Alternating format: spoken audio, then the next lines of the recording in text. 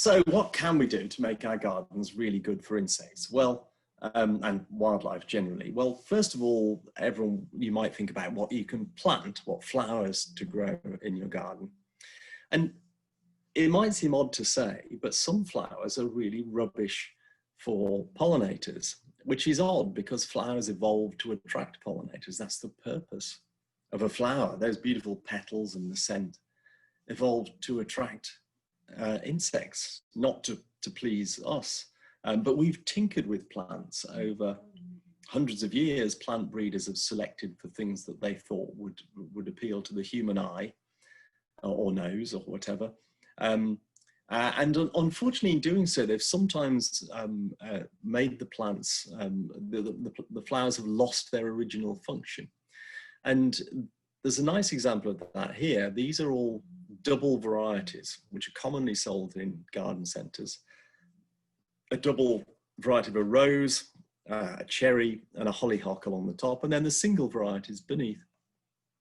And the single varieties are really attractive to insects.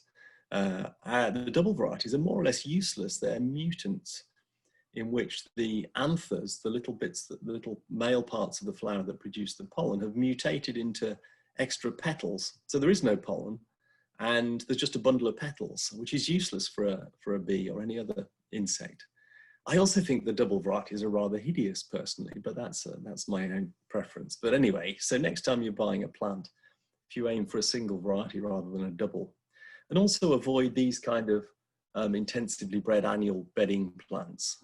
All of these are pretty useless for insects and wildlife generally. So get rid of those and grow instead, just as a rule of thumb, herbs and cottage garden kind of old-fashioned perennials tend to be much, much better for wildlife.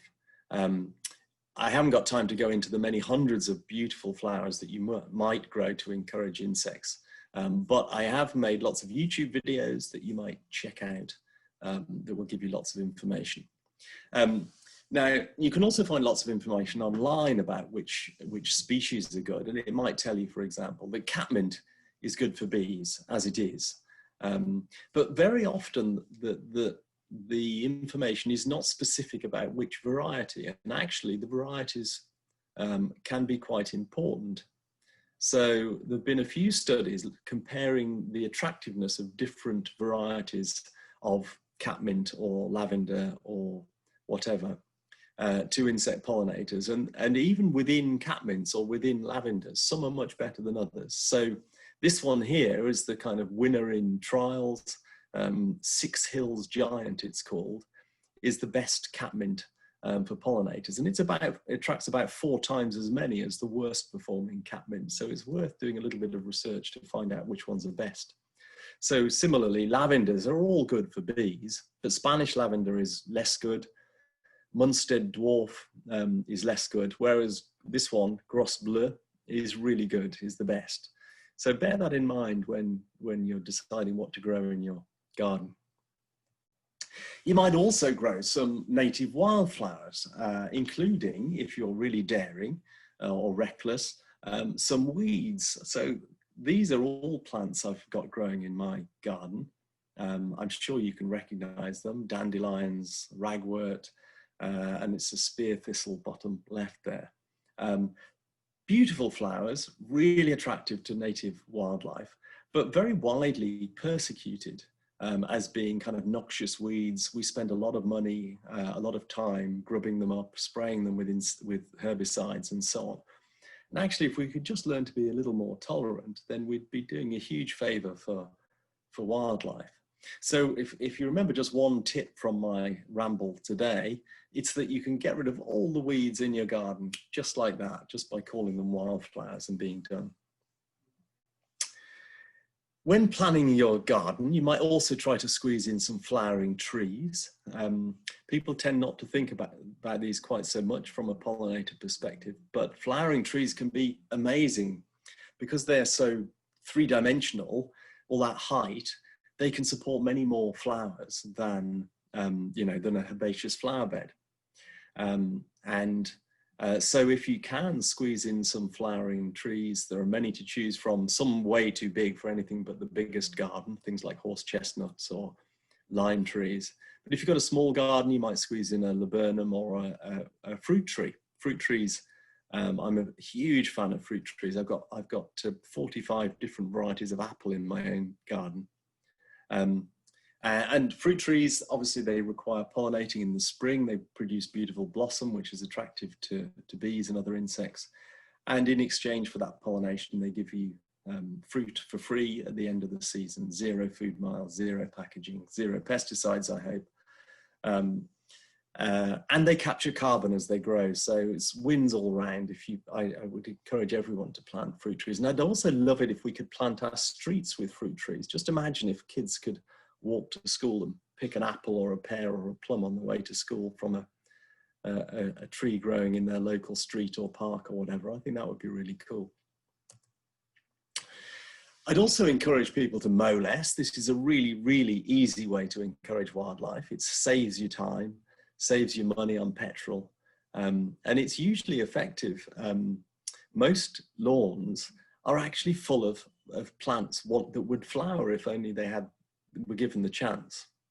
And it's kind of odd that we Brits, we're slightly obsessed by many of us anyway, desperately attempt to recreate a kind of Wimbledon tennis court in our back gardens with stripes up and down, and we mow it religiously every fortnight. My dad aspires to this, and he's 88 now, but he still tries to keep this perfect lawn. And I despair of persuading him to just relax a bit, just chill out, make a coffee, have a gin and tonic. Actually, speaking of which, I've got a gin and tonic here. And just watch the grass grow, the flowers appear. So this is my lawn, and I didn't put any flowers in it. It's just what's there. There's red clover, white clover, there's selfield, buttercups, dandelions, all sorts of lovely flowers. Some of them really attractive to insects, and all just for free. So wouldn't it be great if we mowed less generally, including council-owned land? And as you drive around almost any city in Britain, you see lots of mown grass everywhere. It doesn't have to be like that. These pictures were taken in Stirling, in Scotland, where I used to work, where there's a lovely little local sort of volunteer group that call themselves On the Verge. You can see their logo there, and that rather terrifying bee. This group of people, they spend their weekends digging over any bits of amenity grassland they can get their hands on, road verges or whatever, and planting them with wildflowers. And at the last count, there are 93 patches like this just around the city of Stirling. So that's a road verge, and there's a roundabout that they've attacked. Wouldn't it be amazing if every roundabout in Britain was like that? I think there's huge potential to fill our urban areas with flowers. And we really need to stop doing this. This drives me mad. This is the complete opposite of what those people in Stirling are doing. This is a kind of biological blitzkrieg approach to managing our streets. I'm sure you can guess what this is. It just makes me angry even looking at it. This is a common sight, sadly. This is a little bit of vegetation that was trying to grow around a tree coming out of a pavement. And someone from the local council has come along and sprayed it with herbicide, almost certainly glyphosate. Now, I could rant on about glyphosate for quite a while, but suffice to say, there's a lot of evidence that glyphosate is bad for wildlife, bad for the soil, and probably bad for people. There have been some prominent court cases that have been won by plaintiffs claiming that glyphosate has caused their cancer. And yet we spray this stuff all over the world. It's actually in our food as well because it's sprayed so much on crops. But why should we spray this stuff around our cities? What harm was that little bit of vegetation doing? It might have supported a few insects. It probably was just grass, but it would have had something living there. And now it's just everything is dead. It's really sad. And there's just no need. What harm was that bit of grass doing? So please, we should be more tolerant. And I personally would love it if we banned pesticides of all types in urban areas, in gardens and in public spaces. I don't think there's any need at all for pesticides in the places where our kids play and our dogs run about and so on. It's madness. You know, you may or may not need pesticides in farming. I would argue that you don't, but you can make an argument that you do. You cannot make a good argument for spraying them around in our gardens. It's nuts.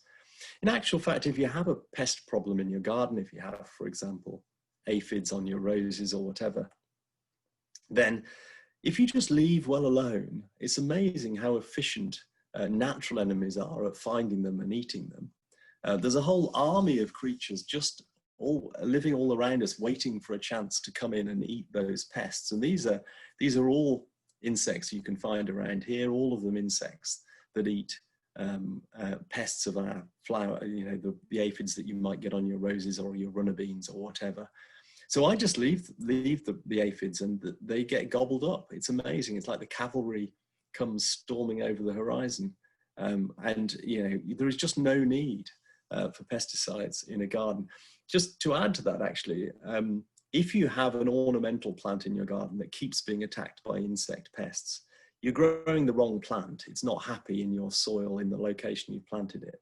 Plant something else rather than keep spraying it with insecticide.